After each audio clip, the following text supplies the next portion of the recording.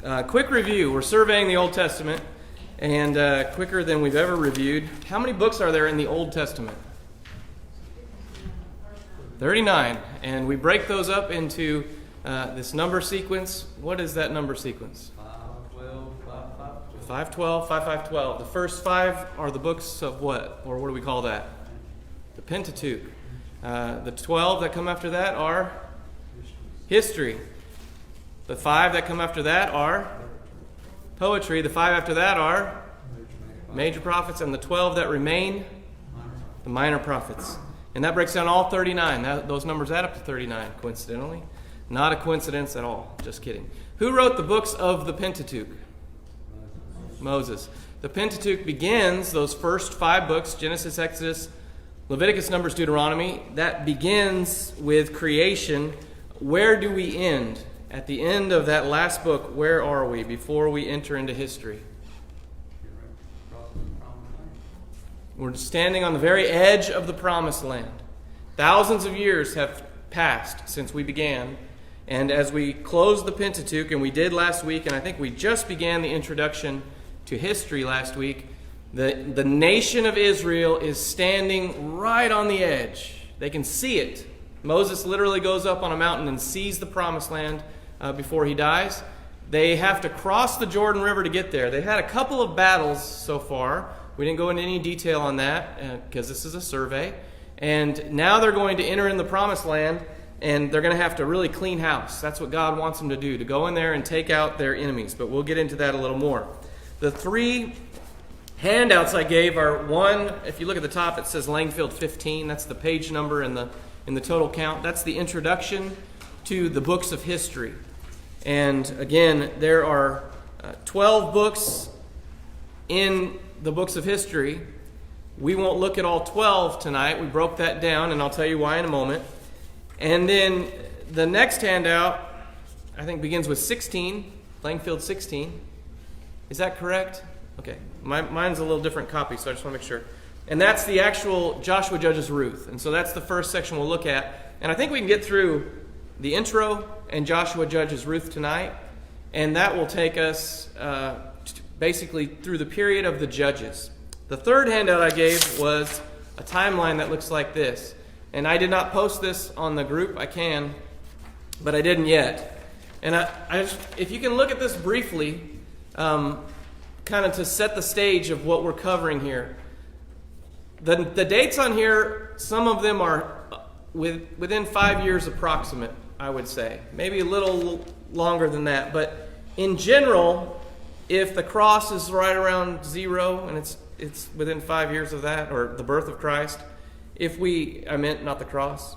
If we back up and we go BC, right, before Christ, we would typically say, that may not be technically accurate, but if we back up from that point and we go all the way to creation, we're 4,000, 4,500 years or something to the garden.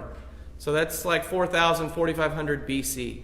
There are some variants in there. We don't have everything pinned down perfectly, at least to my knowledge. Well, the Pentateuch, those first 5 books, covered a couple thousand years and really takes us to right about 1406 BC. So 1,400 years before Christ is born is where we begin tonight. And we know they do a bunch of math on the different pharaohs, and we'll look at the dates, but everyone thinks they left at a certain date. I think it's 1446 when they left Egypt. They spent 40 years in the desert, and so basically 1406 here. These are not like hard science. We know for a fact. We didn't find a calendar or someone's notebook or anything. There's all kinds of ways they piece these together. And one of the ways, this is just an interesting side note, to me at least, they'll find these tablets of stone and they'll see names of different men that we might know from the Bible. And so they say, well, this has to be written after that person lived. And who wrote this tablet? Well, it's credited to this king. And we'll look at that nation's history. And this king was reigning from this period to this period. And so they'll do that kind of math. Now, every once in a while, they'll find some historical documents that maybe talk about the kings of a certain nation, not a nation we might even read about in the Bible. And then it will mention maybe a solar eclipse. And so scientists, whoever, you might be able to go back in time and say, well, when was the solar eclipse around that time? Well, it's either this year, or this year, and they narrow it down that way. And so there's a variety of ways, but basically, in your mind and on this paper, the period that we're going to begin now of history, really, we're on the verge of entering the Promised Land. We're at 1406 BC. The books of history, the 12 books, will cover everything up until the Old Testament ends. The Old Testament ends about 400 BC, so about 400 years before Christ is when we're reading the end of the books at Malachi. And so the books of history cover 1406 to 400, give or take, roughly 1,000 years of history. And that makes sense, right? This isn't a little nugget of time. This is the history of these people. And so it's from the time they enter in the Promised Land until things quit getting written down by inspiration and handed down in the Old Testament. Everything's captured in history. We also have the category of poetry. Well, that falls in here. And we have the category of the major prophets. That's in here. And the minor prophets all falls in here. But history covers it all, okay? Now, if you look at your timeline, if you have it, I made this so it's especially not to scale, okay? So when you see an error, you can blame me, but I'll admit to it freely. We have the period of the conquest, which covers about 7 years. And that is them entering the land. That's in red there. For about 7 years, they enter the Promised Land, and they start taking out nation after nation. A total of 31 kings they defeated as a people. Basically, when that time ends, and we've got about 15-year gap there, we enter the period of the Judges. And we're familiar with that, right? We remember some judges. We know there's a book called Judges. But there was a time when Israel was ruled by the judges. It's the period of the Judges. That lasts, I think, about 350 years. After the period of the judges, and we'll go through all this, they say, hey, we don't want judges anymore. We want a king like everybody else. We want someone to lead us into battle like all the other nations. And everyone got upset. God got upset, but he said, look, I'll give you a king, and he's going to make your life terrible. He's going to tax you. He's going to take your young men to war, all kinds of stuff. That's exactly what happened, but we enter into, after the judges, the period of the kings. And when they have a king, they are united as a kingdom. All these 12 tribes of land, this nation of Israel is united for a time, and then they become divided. And I think it's in 3 generations of kings. They divide, and we have the northern kingdom and we have the southern kingdom. And so that's the period of the united kingdom and the divided kingdom, all under the kings. Then there's this period of the exile, and you can see here that starts 605 to 535, and there's a little bit of variation there. But for 70 years, the Israelites are taken out of their promised land, taken away as captives, the majority of them at least. Some are left there to maintain the land. Taken away, and then after 70 years is over, by the providence of God, they're taken away. After 70 years is over, they come back to Israel, and we have the period of the restoration. And when that is over, the Old Testament's over. And so as we survey the rest of this, and as we go through the book of history, we'll see each of these pieces. Tonight we'll look at the period of the Judges and basically cover it. And then if we do finish that, the next thing we'll do is look at the period of the Kings. And that's where it gets really kind of confusing for me. A lot of moving parts. There's tons of kings. There's no way to remember all of them. I mean, there's a lot of more important things to commit to memory in God's Word than listing every king of the northern kingdom. But there's a lot of lessons in there, and we need to get familiar with who was where, when, and why things changed and all of that. Any thoughts on this? Questions? Any big gaps? Anything that makes no sense or total sense? Or left a lot of stuff here blank, like everything. So if you want to write something on here, you can. And as we go, and you're welcome to keep this, throw it away. I like to see stuff laid out like that. It helps me at least remember the sequence. If even while I'm studying, I'll learn, oh yeah, it was 6:05 when this happened, and I'll make a line and I'll just write that note. And for me, to fold that as we go and just keep it in my Bible might be helpful. If it is for you, wonderful. If it's not, that's okay too. One more time, any questions or thoughts before we jump in? Okay. Go ahead and turn in your Bibles then to the book of Joshua chapter 1. We'll continue like we've done. We're going to move quickly at a high level, a light treatment, and we'll read a few verses as we go that I want us to at least, stop on for a moment. If there are events that you're really curious about, or that you really think we should talk about, or just you heard about but you can't remember where it is or whatever, bring it up during class, after class, anytime, and maybe we can pause on that and refresh our memories. Okay, let's go through the introduction real quick. The books of history, they document the history of God's people in the promised land. And so we're going to see them go into the land and then see what happens while they're there. There are less commands in the books of history than in the Pentateuch. If you go back to Moses, he's giving the law from God, the 10 Commandments, and all those first 5 books. We don't see that here. We see them come and go from the law, and we do see some additional instruction from God, and we learn more about the nature of God, but we don't see the commandments like we do in the first 5 books. We talked about this, but we'll see the period of the kings, and then we'll see the period of the judges, and then the period of the kings. During the kings, we'll see the united kingdom and then the divided kingdom. We'll see the captivity with the Assyrians and the Babylonians. They're the ones that take Israel out of the promised land. And throughout all of the books of history, as always, we see the faithfulness of God. You continually see the Israelites stray away from God, and then they're brought back to God. God is eternally faithful. The 12 books are Joshua, Judges, Ruth, 1st and 2nd Samuel, 1st and 2nd Kings, 1st and 2nd Chronicles, Ezra, Nehemiah, and Esther. And again, they cover 1,000 years of history. I have some dates there. There are dates for the period of conquest. That's 7 years. The period of the judges, 350 years. When the judges ruled over the people. There's the period of the kings, which is about 464 years. During that time, during the kings, they build a temple. Where are they worshiping presently? The tabernacle. They have that tent, right, that they made, and that's what they're carrying with them. We'll see them carry it tonight. But during the period of the kings, one of the kings said, "Hey, I think I should build God a temple." And actually David said that, and God said, "You don't need to build me a temple. Who do you think you are? And you have too much blood on your hands, so I'll have your son do it." But we'll get to that later. After the period of the kings, there is this period of the exile. And the kings are no more. They don't mean anything at that point. They're removed from Israel. They're taken to these foreign countries for a time of 70 years, all prophesied, especially in the book of Jeremiah.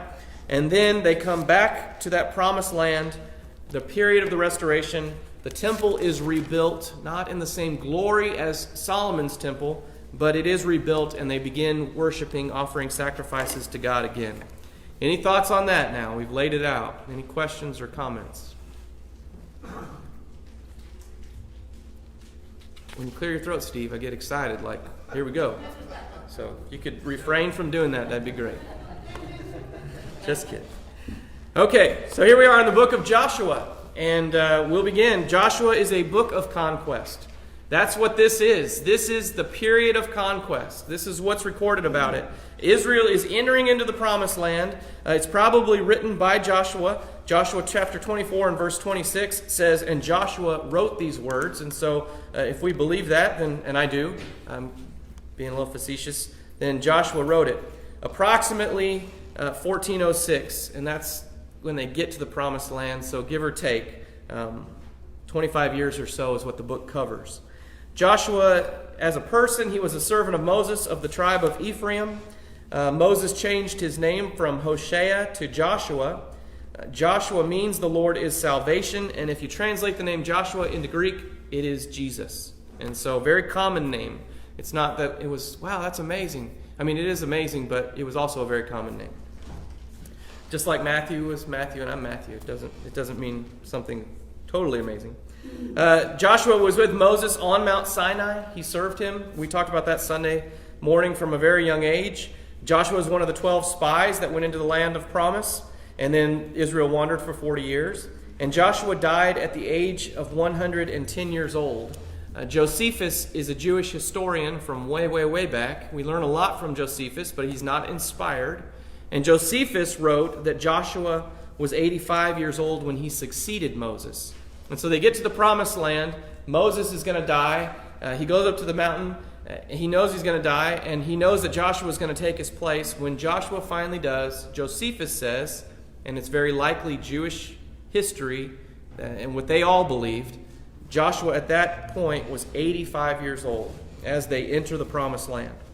And so then he dies at 110. We read that in the book. That means that the book of Joshua covers 25 years, which is really short compared to, the book of Genesis. It's this little micro picture of time. If you look at the outline of the book, the first few chapters there is the preparation for conquest. They're getting ready to go in and fight these other nations. There is the conquest from chapter 6 to 12. In chapter 13, they begin allocating the land. There are 12 tribes of Israel, right? And those are the 12 sons of who? Say what? Jacob, yeah. Whose name was Israel, too. That was a trick question to keep you on your toes. Now, there were actually 13. Can someone tell me who the 13, or why there were 13? Explain that to me. Do we remember? Are sons of who? Right. Ephraim and Manasseh are sons of Joseph. And Joseph was one of the 12 sons of Israel. But Joseph ended up in Egypt, second only to the Pharaoh, or next to the Pharaoh. And he had 2 sons. And so when Israel, or Jacob, gave the inheritance to his sons, the blessing, he gave it to those 2 sons of Joseph. And so when we see the land allocated, Ephraim and Manasseh get an allocation of land. But there are only 12 allocations of land, really. 12 tribes that get land. Which tribe does not get land, and why? Levi. Yeah, the tribe of Levi. They had a very special purpose in God's eye. They had a greater blessing than any amount of land. They got to serve God in the temple. And so that tribe doesn't get an allocation. We'll look at a map in just a second. At the end of the book, there's this appeal at the end of Joshua's life. And it is an appeal, much like Moses would appeal to the people, to remain faithful to God. And Brandon brought up last week that Moses kind of says, look, I know you're not going to be faithful, but you really need to be faithful. And Joshua does the same thing. At the end of the book of Joshua, he says, you're going to fall for this, you're going to worship idols, but don't do it, and stay faithful.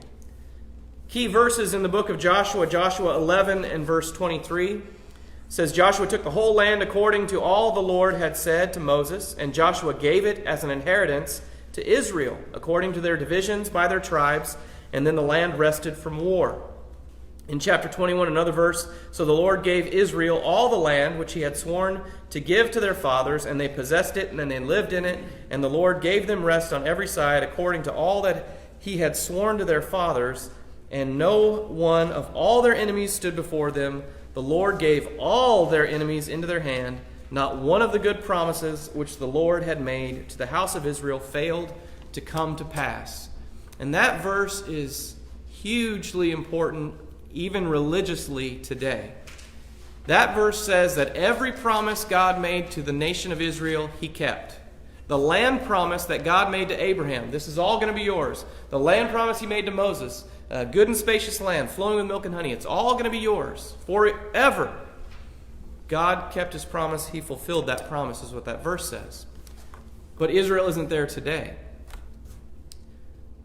And they're not there today because they were unfaithful to God.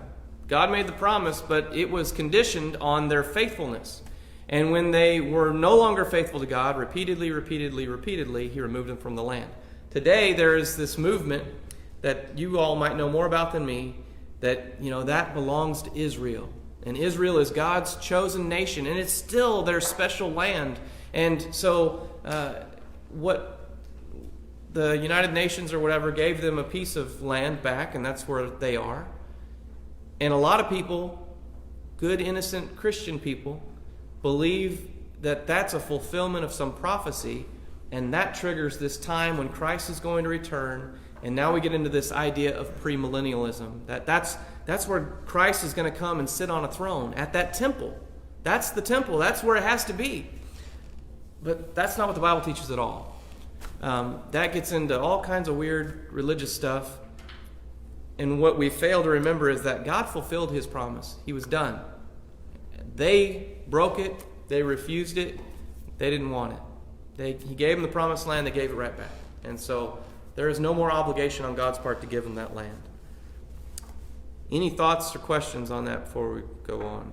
said that was in 21, chapter 21. I think so. 21:43. Did I mess it up? I just didn't hear the verse. Yeah, 21:43. I've got it there in that outline too. Sorry. Okay, sorry. No, it's there. Yeah, 43 through 45 of chapter 21.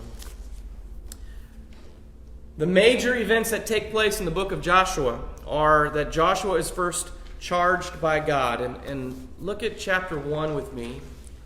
And this is his charge. We'll read through here quickly. In verse 2, this is God speaking to Joshua of chapter 1. Moses, my servant, is dead. Now therefore arise, cross this Jordan, you and all this people, to the land which I am giving to them, to the sons of Israel. Every place on which the sole of your foot treads, I have given it to you, just as I spoke to Moses. And then God talks about from this river to that river, from that mountain to this mountain. Verse 5, no man will be able to stand before you all the days of your life, just as I have been with Moses, I will also be with you. I will not fail you or forsake you. Be strong and courageous, for you shall give this people possession of the land which I swore to their fathers to give them. Only be strong and very courageous. Be careful to do according to all the law of Moses my servant commanded you. Do not turn from it to the right or to the left, so that you may have success wherever you go. God continues, this book of the law, which is the first 5 books, shall not depart from your mouth, but you shall meditate on it day and night, so that you may be careful to do according to all that is written in it, for then you will make your way prosperous, and then you will have success.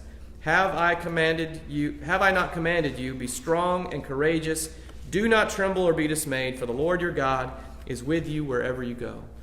God is pumping Joshua up and getting him ready to enter into the promised land and to lead these people into this land against these nations who have been warriors for generations. And here you've got a bunch of shepherds and slaves who've wandered the desert. A lot of these people were born in the desert, born in the wilderness, and now they're entering the promised land. So Joshua is charged by God in chapter 1. In chapter 2, we meet Rahab, the harlot, who hides the spies as they go in there to Jericho. In chapter 3, Israel finally crosses the Jordan River. When they cross the Jordan River, they're outside of the promised land, and they're going to go west across this Jordan River. And I'm not going to get this exactly perfect the way I'm going to summarize it, but the Ark of the Covenant would go first. And so the priests who were assigned to do that would carry the Ark, and they would get to the Jordan River, and the moment they stepped their foot in the waters would stop. And now the people stayed away from the Ark because you couldn't touch it if you weren't allowed to touch it.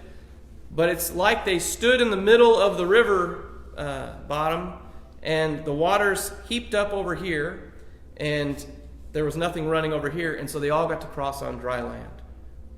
Does that sound familiar, the crossing on dry land part? Right, same kind of thing, right? Which is pretty interesting, that they step in the river and they stop. Now, here's something really interesting to me. There was a place, a city, it's described as a place, given a name, where the waters heaped up and stopped. Does anyone remember or know what that city is named? This is a great trivia question, and you'll never forget it now that I'm going to tell you, because my masterful teaching style. Why are you laughing? The place where the waters heaped up is called Adam. Adam. That has nothing to do with English, but I just think it's crazy. So the waters heap up at Adam, or Adam, and then they're able to cross that river on dry land. Isn't that pretty interesting? How come we don't hear about that more, right? That's something I think is great. So where was the city where the waters heaped up? Yeah, the Jordan River. Okay. So that happens. The ark goes first. They stay in the river, if I remember everything right. It's a little, you kind of have to draw a picture in your mind while you're reading it. They stand there, and everyone else crosses, and when everyone else crosses, they leave, and then the waters go back to normal. In chapter 5, and I want you to turn to Joshua chapter 5, another thing we don't often talk about is, for good reason, is that all of Israel was circumcised before they could enter the land of promise and start to take advantage of this covenant with God. You remember that the sign of the covenant with Abraham was circumcision, and that carried on. But the Bible tells us that while they wandered in the wilderness, nobody was circumcised. which makes sense because they weren't faithful to God at all. That's why they all died in the wilderness, and we have this new generation now. But the generation that died didn't circumcise their children, and so you've got these people that all, before they take advantage of this covenant, need to be circumcised, and that happens before they enter into the promised land. In Joshua chapter 5 and verse 6, for the sons of Israel walked 40 years in the wilderness until all the nation, that is the men of war, who came out of Egypt perished because they did not listen to the voice of the Lord, to whom the Lord had sworn that he would not let them see the land which the Lord had sworn to them or to their fathers to give us, a land flowing with milk and honey. Their children whom they raised up in their place Joshua circumcised, for they were uncircumcised because they had not circumcised them along the way. And so before they enter, they have to take care of that. In chapter 6, there's the conquest of Jericho. Remember, they march around the city and the walls fall down. In chapter 7, they defeat a city called Ai. In chapter 7, beginning in verse 1, we won't read all those verses. We'll carry on, but that's there. That's where they went first. They thought, man, we just defeated Jericho. We're unstoppable. There's a city right over there. Go check it out. Some spies go take a look, Ai. They come back saying, no problem, we can take the city, let's go. They never talk to God. They go and they get defeated. They get shamed by Ai. Then they talk to God and they go back and they're successful. In chapter 8, there's the conquest of Ai. Joshua builds an altar. He makes a copy of the law and he reads every word of the law to all the people. There's a heavy emphasis on the law of God in the book of Joshua. And there's a heavy emphasis on the success of the Israelites in the book of Joshua. They're faithful to God's word, and they are successful in what they do. Chapter 12, the 31 kings they defeat in the promised land are listed. Chapters 13 through 19, again, the land there is divided. And it's literally, you can read it, and it's like reading a survey. From this place to that place, from that place to that place, everything's mapped out there. And the families were then expected to go into their portion of land and take care of the Canaanites that lived in that land. The Israelites didn't go into the promised land as a nation and just remove everyone, right? And we know that because later they're constantly interacting with Canaanites, marrying Canaanites when they shouldn't, all that stuff. Where all these people come from? I thought they got rid of them. They didn't get rid of them. God led them into these 31 successes. They divide up the land, and then they're charged, now you go to your land, and you get rid of everybody in your land. Each family was then charged to take care of their own business. They didn't do it, but that's what they were supposed to do. Any comments or thoughts on that? Okay, the next page, and if you do, just jump in, raise your hand. The next page is a map, and it is the map of the division of the promised land.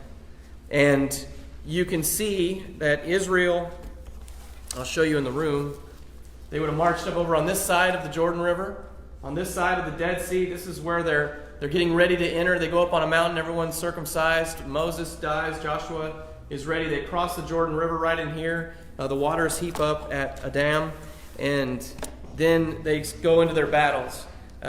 Every tribe is allotted this land. This is the portion they're given. And it would have been theirs for all of eternity, until whatever happened next to this earth. But it would have been theirs forever if they would have been faithful to God. In chapter 20, we've talked a little bit about it. There are the 6 cities of refuge are established. That's where you could go if I accidentally killed somebody and that person's family wanted to take me out. I could go hide in a city of refuge and I'd be safe. 48 cities are given to the Levites in chapter 21. The land promise is fulfilled in chapter 21. We've already talked about that and read it. In chapter 23, Joshua gives this farewell. And if you will, turn to Joshua chapter 23, since it is the end of the book.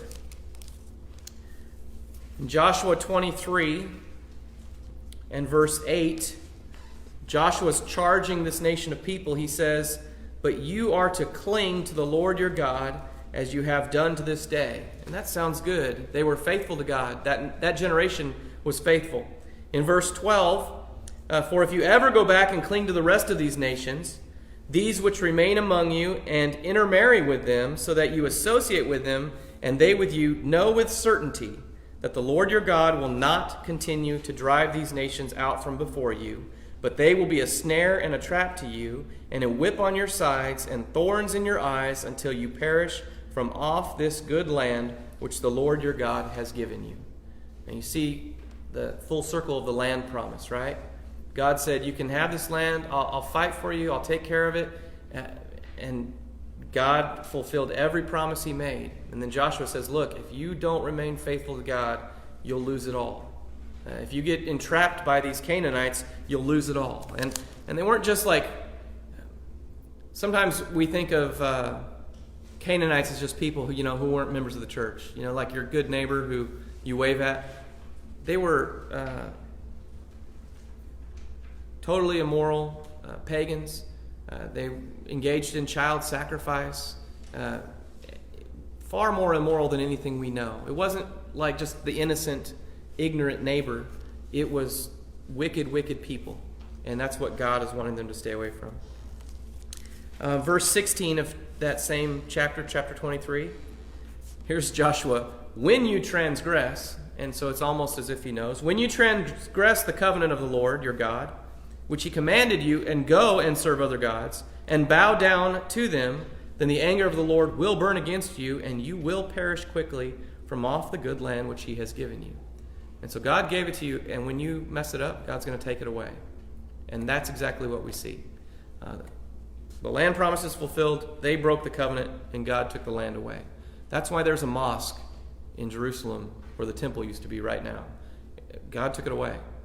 And so, again, people will get really into this idea that we need to make sure that they have this land back. Politically, I don't really care. Religiously, there's nothing behind that. I'm fine. I mean, politically, if we want to give people who say they're Israelites that land, I'm fine with that. I don't care. It doesn't bother me. Religiously, and it becomes a religious issue very quickly, the Bible doesn't teach that.